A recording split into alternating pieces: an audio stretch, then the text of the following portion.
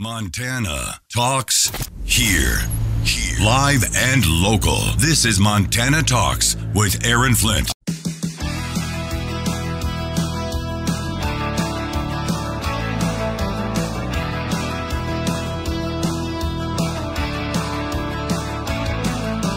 Broadcasting live across the great state of Montana, powered by the Montana Electric Cooperative Association. Your Montana Electric Cooperative, they do much more than keep the lights on for you. This is Montana Talks with Aaron Flint. All right, he's able to join us for just a few minutes here at the top of the 9 o'clock hour through the 9:20 break. And then he's got to run, but that's all right because then we can take more of your phone calls here. We've got open phones here on Montana Talks. If you got something you want to talk about, 406-294-0970, or you can message us on our Montana Talks app. But I was hoping he'd be able to join us at least for a few minutes. John Jackson, the Joker from Twitter, in the house with us here. John, thanks for sticking around this morning. Good to see you. Always fun, always fun. Man, where do we start this morning here? We got all sorts of crazy stuff in the news. Robert Kraft, the owner of the New England Patriots. I didn't know this. Apparently, he went to Columbia University. He said that's it. He is pulling all of his support from Columbia University. I think it's important to bring this up with you because I know you've made this point. I know Jeremy Carl, he's a senior fellow with the Claremont Institute, lives in Bozeman. He's made this point, is that this is what it finally took to open up the eyes of some of these big university donors. These universities have been radicalized, anti-American sentiments, anti-white racism that's been allowed to fester for years. But now with this anti-Jewish, anti-Semitism, attacks taking place against Jewish students, now that it's on full display, now they're finally pulling back their support for these campuses. It is truly glorious, Aaron. And let me tell you what's getting ready to happen.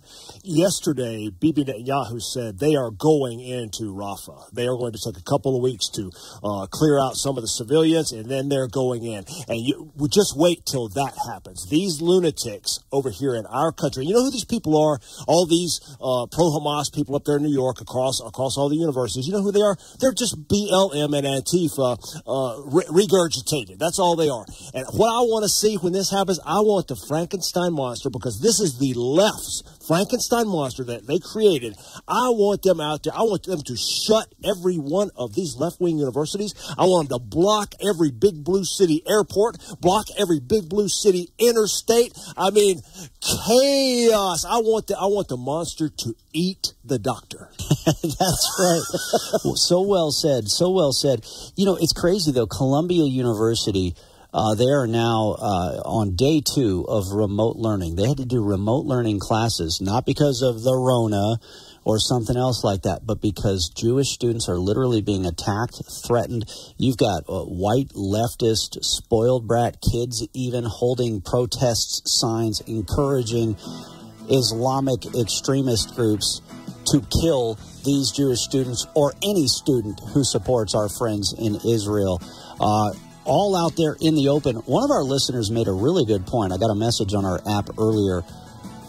They didn't go to remote learning to protect the students. They went to remote learning to protect their campuses from being exposed, basically.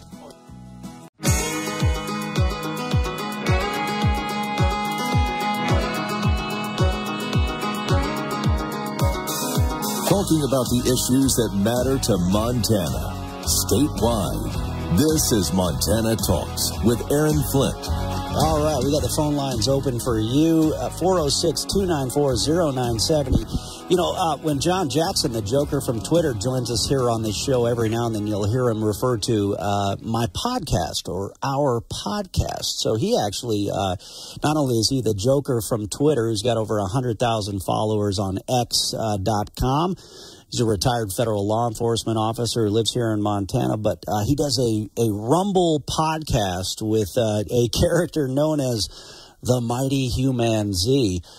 Z is on the phone lines right now. What's going on, Z? Good morning, gentlemen. I made the cut to hour 2. This is a momentous occasion, but also a momentous occasion because Brandon, with his $7 billion for solar panels, donated that directly to the Mighty Humanity Institute for If It Ain't Broke, Fix It Till It Is. And we have figured out how to recycle the solar panels for the homeless and for the downtrodden. He made an announcement yesterday, solar panels for low income, which includes the felons, the illegals. What we're going to do is we're going to turn these solar panels into tanning booths. It'll work. So, again, thank you, everyone, taxpayers, for all the $7 billion. We will put this to good use at the Mighty Humanity Institute. Gentlemen. Tanning beds for the downtrodden. I tell you what, put the Presidential Medal of Freedom around his neck. Hey, I tell you what, if they can defecate in water fountains in Missoula, if they can leave their drug needles on the side of the riverbank, they deserve free tanning beds made out of solar panels. That's great. Grandpa Poopy Pants comes out with that yesterday, and I'm sure it's a piece of the Build Back Broke Green New Deal thing he signed here 2 years ago, in which he's taken $7 billion of that and throwing it at supposedly solar panels for the poor. Now, David Noble picked up on this right away, and so did Z. And David Noble hit me last night on Twitter. He says, "Hey, John, how do you think that's going to work out? Solar panels for the slums?" I said, I just laughed. I was like, that is not ever even going to happen. It's just one big boondoggle to funnel $7 billion of our money to their donors and their friends. The whole thing will fail. $7 billion will go out the window. They won't even get the first panel put on the slum house, and they'll come back for more money. Interesting. I hadn't even seen the story about solar panels for slums. Man, it's so crazy that, I was talking about the electric school buses, the Billings Public Schools. Oh, look at our electric school bus. Okay, you apparently can find the funds to have some very expensive, inefficient school bus, but yet you still charge families for their kids to ride the bus to school. If you can afford electric school buses through whatever program, you can afford to stop charging kids to ride the stinking school bus in Montana. I haven't heard who authorized that. Who paid for that electric school bus, Aaron? I'd like to hear that. I think this was remember Vice President Kamala Harris was trotting out all these electric school buses. So they're using a bunch of federal taxpayer dollars to give these to schools all across the country. I'm sure these will be fine in a town like Billings if you're just driving up and down Central or up and down Grand. But imagine if you got to drive the football team from Broadus to, Eureka or something, or even Broadus to Belt or something like that, on a snowy day. It's going to be a challenge. Never going to happen. Never. One giant boondoggle. The whole thing is failing. It's already failing. Their multi-gazillion-dollar push on this renewable energy crap, it's already failing. It's going to continue to fail, but that never stops the left from funneling more of our tax money down that black hole. It never stops. We're $35 trillion in debt, and now they're throwing out so much money at so much of this garbage. I'm starting to think we're Ukraine for a second here. Did you see these members on the floor of the House of Representatives? On our House of Representatives floor, it was mostly the Democrats, but there were even some Republicans waving flags of another nation, waving foreign flags on our House floor.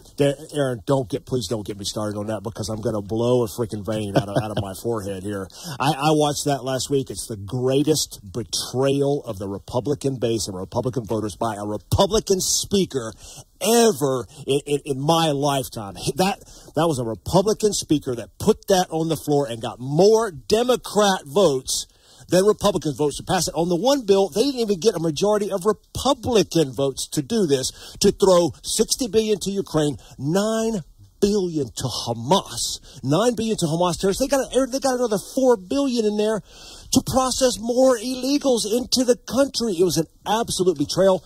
Any of your congressmen out there or senators that voted for that need to go. Thankfully, both of our members of Congress and Senator Steve Daines, but both members of Congress voted against. Well, Senator Daines and Congressman Rosendale and Congressman Zinke voted against the FISA reauthorization. But then on top of that, Congressman Zinke and Congressman Rosendale voted against the Ukraine spending, the billions of dollars that's being shipped over there while our own border remains unsecure. And they voted against the so-called Israeli aid package. The reason I say the so-called Israeli aid package is because, as John just pointed out, $9 billion to go to the terrorists in Gaza Strip. They are using our taxpayer dollars to fund both sides of this war, including the enemy. Another $60 billion over there to Ukraine. And now you've got all of those people, like you said, just waving those flags in Congress, all those Democrats pretending that they're all of a sudden war hawks, national security hawks, when they have undermined and sabotaged every conflict we've ever been in for the last 60 years. It's a joke. John, the Joker, I know you got to run, but we appreciate the time you spared for us here this morning. So we'll look forward to seeing you again. Thank you, sir. Down the road. No, thank you. Lots of great callers on the phone lines right now. We'll start with Stretch. We got Warren in Malta. First up, Stephen, Ballantyne, Judy in Columbia Falls, and some phone lines for you.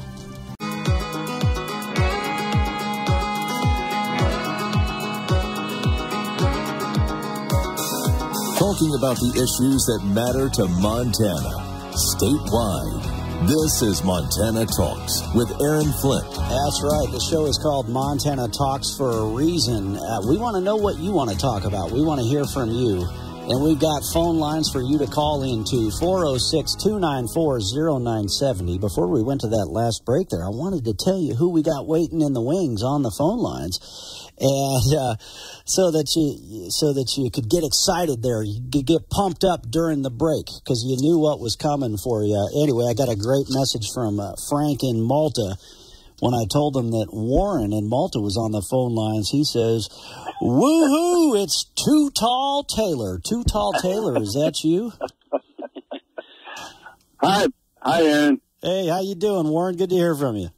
I'm good. How can you call me that? I'm also handsome and friendly. You don't call me that. Well, that was the gals at the Cowboy Poetry Gathering says, "Oh, here comes that handsome, tall cowboy fella." Oh, there you go.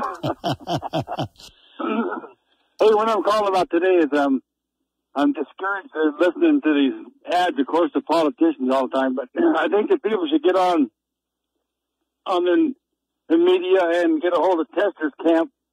And tell him to stick to his issues. Try to defend some of the stuff that he's done instead of tearing down a good Navy SEAL.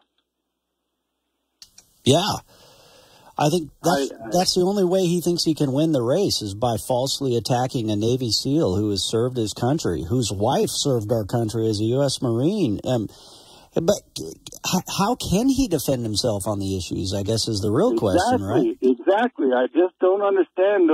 And I think we need to encourage people to boycott and call their radio stations, tell them, quit running those ads. Those are terrible ads. I shut them off every time I hear it, and it's just sad. Well, unfortunately, the FCC requires radio stations to have to run them. Unfortunately, but when folks report the news, here's what I don't get. I've got friends down the road from you in Glasgow. And, Valley County, I can't remember, what was it, 70% that voted in support of Trump, something like that. But I've got some liberal friends there and good folks, too, right? We might disagree on politics, but they're good folks. But I just still don't understand how they can still defend some of this stuff. I mean, they love going to the taxpayers and asking you to pay more taxes for schools or for this or for that. They could have had millions of dollars with the Keystone XL pipeline, and yet John Tester was the key vote to vote against the Keystone Pipeline when it mattered the most. And it's like, well, they love dipping into your pockets. They got to reach up to dip into your pockets, but they love dipping into our pockets to pay for stuff. But, yeah, we could have taken Canada's money, and we don't have that now because of him. Yeah. The other question I had was if somebody could enlighten me. Is there some way that our sheriff's department can deputize a bunch of us so that if push comes to shove, he's got a bunch of people that he can contact and stand behind him? Or You got to, with all these people that are coming in here, the terrorists, there's no way that he's got enough manpower to cover what they have to cover. Oh, it's crazy. I mean, you've got the illegal aliens, the Mexican drug cartels, the drug traffickers moving in to rural Montana. And if you don't think they're in your neighborhood yet, well, the enemy is at the gates. They're already storming the villages in parts of the state, but the enemy's at the gates if you don't think they're in your neck of the woods yet. I know they can. There's Reserve Sheriff Deputies Program. They got the Sheriff's Posse in the Flathead that's doing some great work as well. I appreciate it. Thanks, Aaron. All right. Thanks, for Warren. what you do. Hey, thank you. Thanks for calling in. 406-294-0970. Next up, let's see. Who's next in the queue here? We've got, Steve in Ballantyne. Steve, what's going on? Morning, Aaron. Well, I was hoping to catch a joker on this one, but, you guys are talking about all this homeless stuff that's going on right now.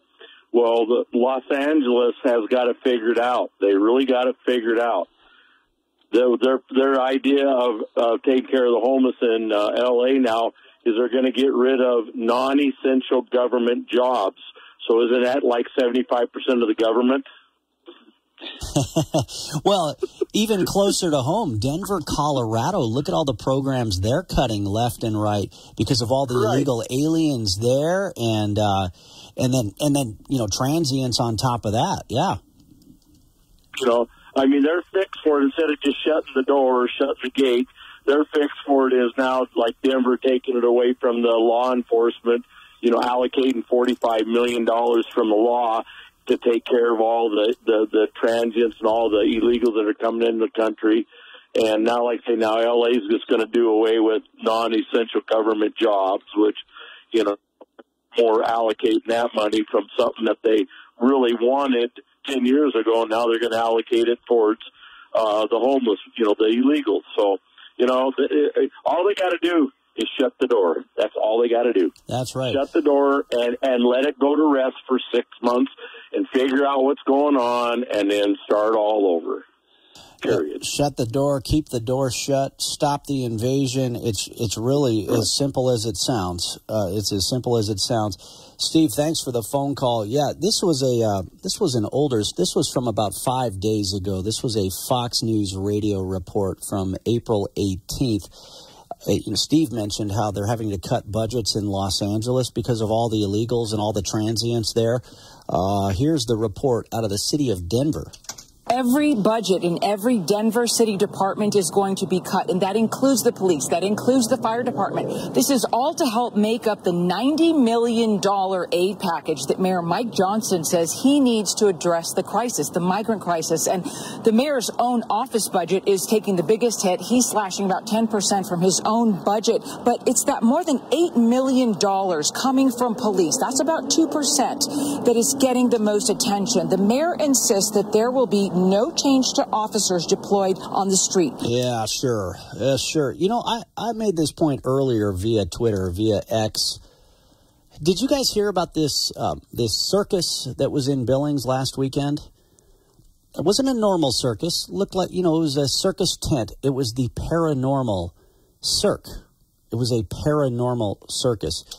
We don't just have a circus in this country right now because of Joe Biden and John Tester's policies. We have a paranormal cirque going on right now. This is a paranormal circus where we have terrorists, drug traffickers, sex traffickers, you name it, flooding into this country. Chinese nationals by the tens of thousands flooding into this country, invading this country right now. And then we have a transient invasion in towns like Bozeman, Missoula. And if you dare speak up about it, like the Flathead County Commissioners did, the media will attack you for speaking up about the invasion. Next up, let's see, who do we got here? Line 4. Oh, Judy in Columbia Falls. Judy, thanks for the call. What's on your mind? Yes, I wanted to talk about the Columbia Falls school levies vote. They put 3 levies on for people to vote for or against. I encourage them to vote against because I've sat in school board meetings for 2.5 years now, and not one time did they ask. They passed everything, and not one time did they ask a business administrator, well, how is this going to affect our budget? Can we afford this? They just, yes, everything, and pass it through, and they don't care about the taxpayer. They don't care how much they're spending. and now they have overspent and are coming to us for more. So I ask people in the Columbia Falls and other schools, I'm sure are exactly the same, to vote no against these levies and teach these school boards to get in the program and balance their budget. Well, you know, it's funny. You probably heard what I said about Billings in School District 2. They have a safety levy. They have a safety levy that's a ballot that just got shipped out in the mail-in school election there. And it's like, wow, you can trot out these electric school buses. You have a charter school solely for so-called refugees. But if you want safety for your school kids, you got to pay extra for that. What? Yes. I know it's absolutely ridiculous what they do with our funds. And people just need to put their foot down and say no, absolutely not. They also put $2,500 towards the Montana Quality Education Coalition, which is just a lawsuit against, they put out a lawsuit against choice schools. So we can't even start our own public choice schools. And we're paying for that also, even though the people demand and want choice schools to put their kids into another public school or have a choice in where they put their kids. They also voted for that, work against us with that. So all the way around they need to go.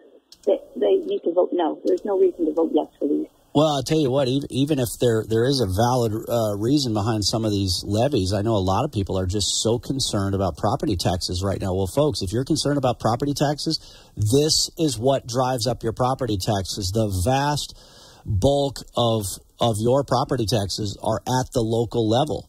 And so, anyway, there was an interesting, I don't know if you guys saw this via X, the Flathead Democrats said Kalispell schools receive the lowest amount of local funding in a per-student basis compared to every other AA high school district in Montana.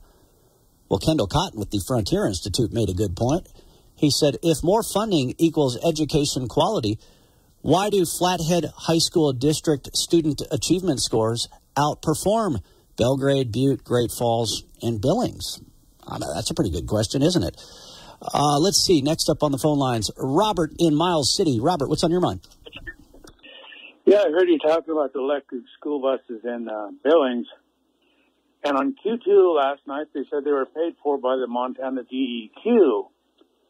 And I figured, well, they're just raiding the abandoned landline program to pay for that. But I asked my son in Missoula, and he said, well, no, the DEQ requested from the settlement, the Volkswagen settlement, for that money. That settlement from Volkswagen was when they were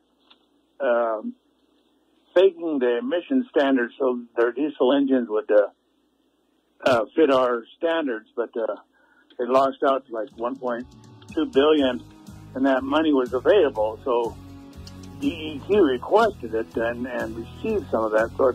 So these could be from the. That's interesting. I'll have to pull up that Q2 report because the Gazette report that I've got in front of me didn't mention that. So I'll have to check that one out. Hold that thought, Robert. We'll come back to you after the break if you got more to share. This is where Montana talks ag with Lane Nordlund. Last week, members of the Montana Stock Growers Association were in Washington, D.C. for the annual National Cattlemen's Beef Association Legislative Conference. Kirk Stovall is second vice president to the Montana Stock Growers. Well, one thing you'll find out when you come out here and you have your cowboy hat on and your boots, you definitely draw attention. And so just with many of us out here with our cowboy hats on, that's maybe this is the way we look every day, we're drawing attention just by being here. And so, it's been really neat working with the other states of taking the message of this is what our beef industry needs. And these are important issues that have to be addressed, not only right now, but it's for really the importance for our industry. It's been actually humbling just to be part of the process, and you learn a lot. And what I've been excited about is you learn more about the process to be able to share that story when we go back home and visit with producers. And the stock growers have been visiting and listening to producers with their producer profitability listening sessions. 8 have been held statewide so far, with 5 more to go. We've had over 500 farmers and ranchers come that really represented multiple different organizations. And there are other listening sessions that we really want to invite people to. So just go to stopbeef.org, and you can get these other dates. The next listening session will take place in Stevensville on May 1st. I'm Lane North 3.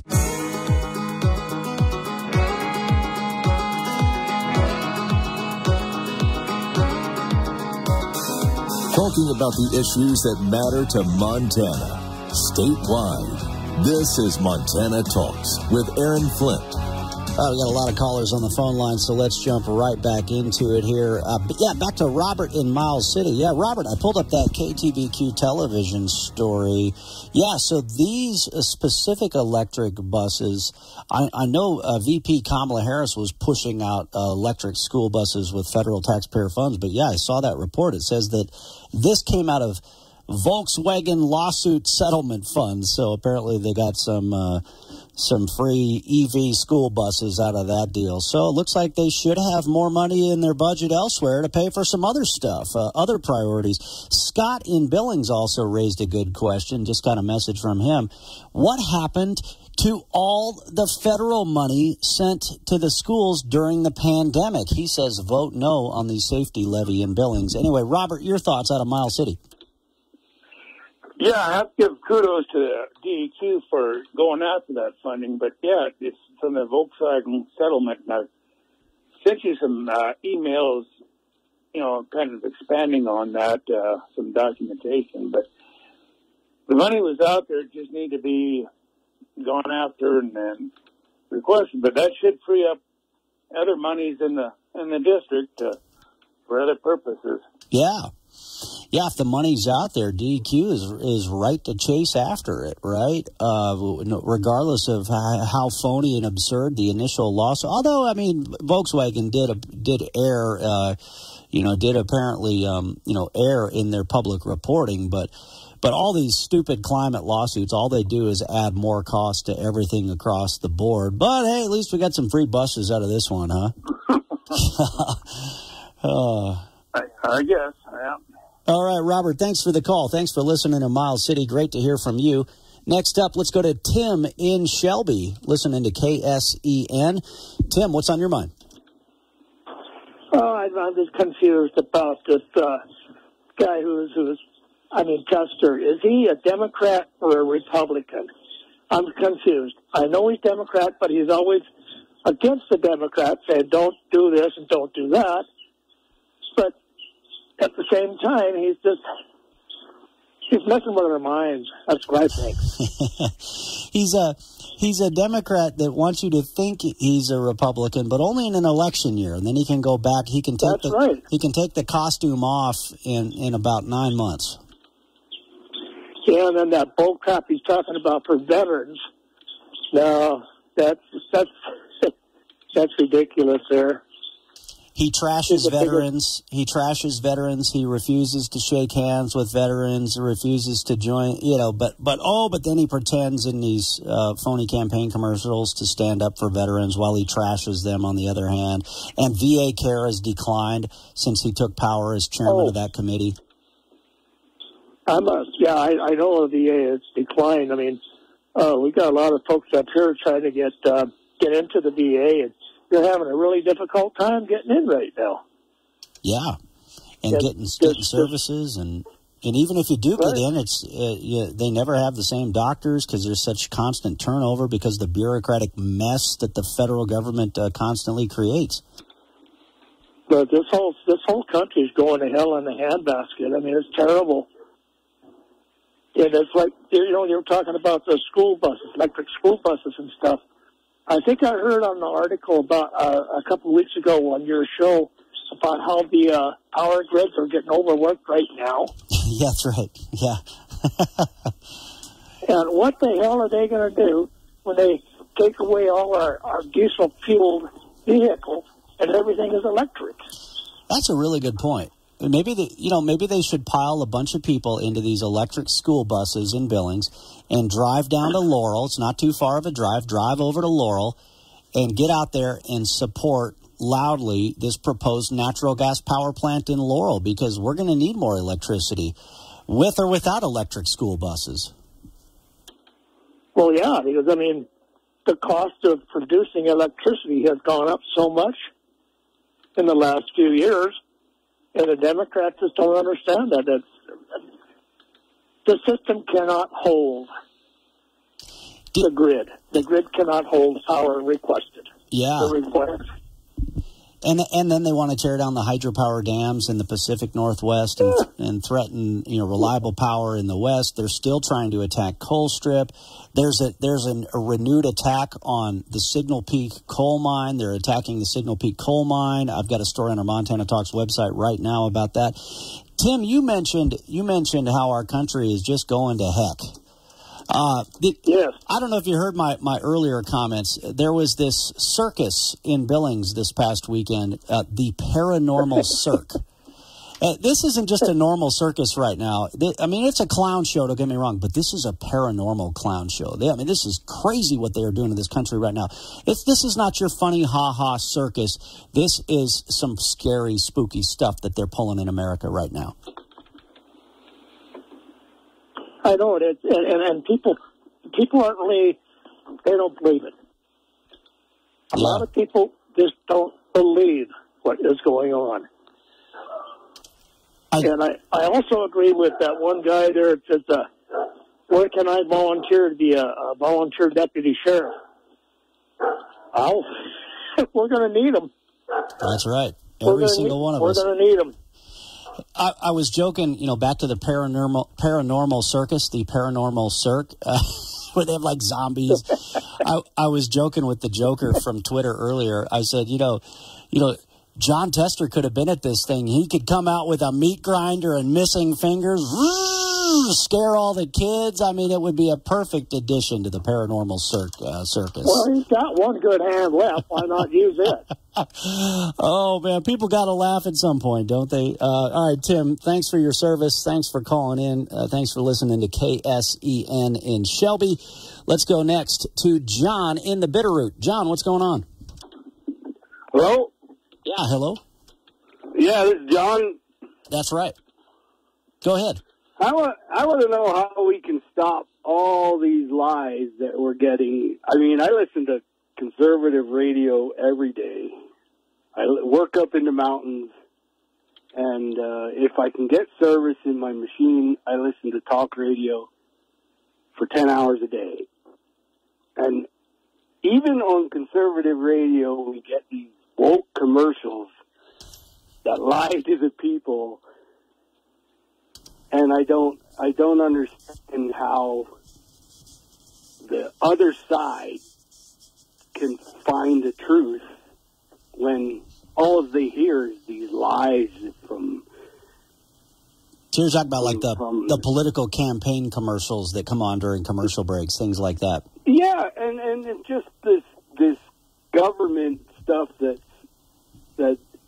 doesn't even stand for conservative beliefs. But yet you hear it all the time. It's getting pushed and pushed and pushed really hard. And I'd like to understand why back in the olden days it was frowned upon to be lied to. And now it seems like every word out of their mouths on the left is lying to the public. Yeah, so it's interesting, isn't it? To where now, to the left. Well, now we're so used to being lied to that.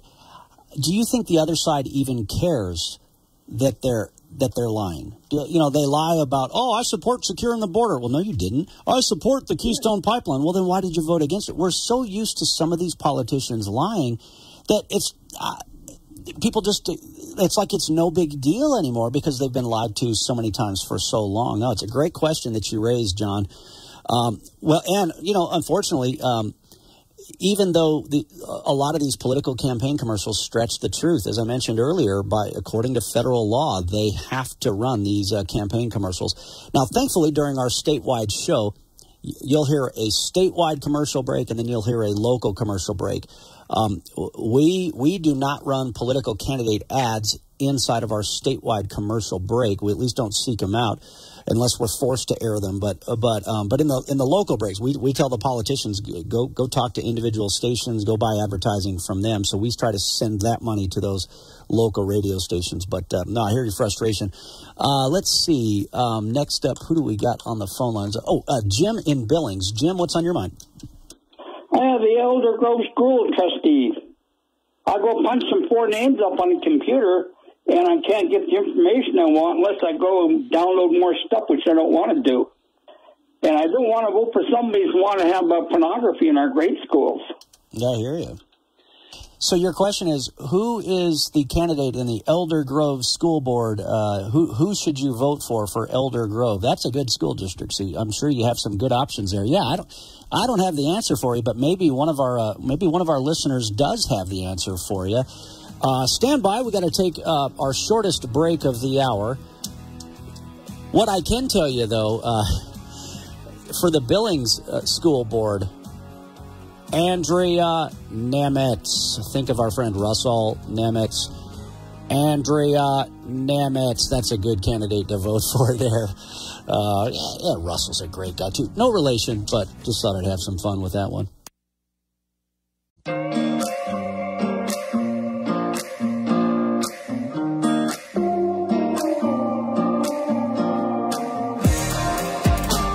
Broadcasting live across the great state of Montana, powered by the Montana Electric Cooperative Association. Your Montana Electric Cooperative, they do much more than keep the lights on for you. This is Montana Talks with Aaron Flint. All right, I know we were short on time before going to the break there. Did you guys hear what Jim in Billings had to say? Not just his question. He's wondering who to vote for in the Elder Grove School District. For those of you who don't know, Elder Grove is a school district on the far west end of Billings, basically between Billings and Laurel. So he's wondering who to vote for in that school district. But did you hear what else he said? He said, I just don't want them pushing pornography on kids in the schools. Did you hear what this country has come to? I just don't want them pushing pornography on the kids in the schools. Guys, I was talking about how we don't have just a circus going on in this country with normal, funny, ha-ha circus clowns and circus tents. Much like that event in Billings this past weekend, we have a paranormal cirque. We have a paranormal circus going on in this country right now because of these crazy policies coming out of Joe Biden and John Tester. They are literally defending putting books like Assassination Classroom and pornographic materials on your kids' school bookshelves. What else are they doing? They want to be able to chop body parts off of kids. I was talking about coming in with the meat grinder in the paranormal circus. These people want to chop body parts off of kids in the name of their radical transgender ideology. They want men to be able to go into your daughter's locker room or your granddaughter's locker room. Do you get the paranormal cirque reference now? I think you do. 406-294-0970. Uh-oh, we got Frank in Evergreen. He wants to talk about cannibalism in the Congo. Frank, I'm assuming you must have heard Joe Biden talking about cannibals in Guinea or something. That must have been what sparked your phone call. What's going on, Frank? Are you there? Did we lose Frank? We might have lost Frank. Okay, sorry about that, Frank. Maybe the cannibals got him. I hope not. Let's see. Next up, let's go to Jane in Bozeman. Jane, what's on your mind? Well, yesterday I saw a gathering of many blue trucks at 2 or 3 hotels along Baxter Lane. They were U.S. government trucks and probably between 20 and 25 or more. Just wondered if anybody knows what that was about. I saw them probably about 4 o'clock yesterday, parked at the hotel. Did they have like a cool satellite dish on one of them? Yes. Oh, yes. Okay, I think I know. Now, I'm pretty sure I know what this is. Yeah, there was like a blue trailer van looking thing, like with like a box on the back of it with a cool satellite dish and different things like that. Well, the ones I didn't see that one, but they had stuff on top that looked like globes, white globes or domes. Yeah, some sort of satellite. Yeah, like if you go past some satellite, like if you were at the kind of like the big golf ball looking thing at the Glasgow National Weather Service office. Yeah. So my assumption is, so I had a press release here on the 15th of April from the Montana National Guard. The Montana National Guard's 83rd Civil Support Team is hosting a joint training exercise. It goes from April 22nd to April 26th at various locations in Bozeman and Gallatin County. The public should be aware that training aids and safety equipment will be used to simulate hazards, and there will be increased military and first responder presence in the area. So my assumption is that that's who these folks are, and I can say that because I used to be the commander of another National Guard unit back in the day when I was in Helena that had similar capabilities, and this civil support team, this CST, it is an incredible capability under the Montana National Guard. So they're doing a training exercise right now. I'm assuming that that's what this is based off of your description. I appreciate that. Thank you. Yeah, no, it's if you guys haven't heard more about these civil support teams, really is a remarkable capability, and any of the soldiers or airmen that I've met that are part of these units, highly trained. I mean, incredible backgrounds. I'm looking at the press release here. The purpose of the training is to conduct all hazards, chemical, biological, radiological, nuclear, and explosives response, known as CBRN, or CBRN with an E now. And so they work closely not only, of course, with the military, but they are there to support civil authorities at a domestic incident site by identifying these chem, bio, rad, nuke type of agents or substances. There was several years ago now, I'm trying to think how long ago that was, but they had a suspicious powder. I think it was in Miles City at a post office, if I remember right. And so, they had a suspicious powder, and of course we've had crazy suspicious powders show up in mailboxes. I mean, I was working for Senator Conrad Burns in the United States Senate way back in the day when we had the actual anthrax attacks take place. And right next to our office, it was boarded up because of letters that were received on Capitol Hill. But they had a suspicious powder. I don't think it turned out to be anything, but they had a suspicious powder. And the CST from Helena actually went down to help identify that substance. And oftentimes these units, I'm probably giving you more information than you asked for there, Jane, but they can be used to support big sporting events or different things like that. But remarkable capability, remarkable training.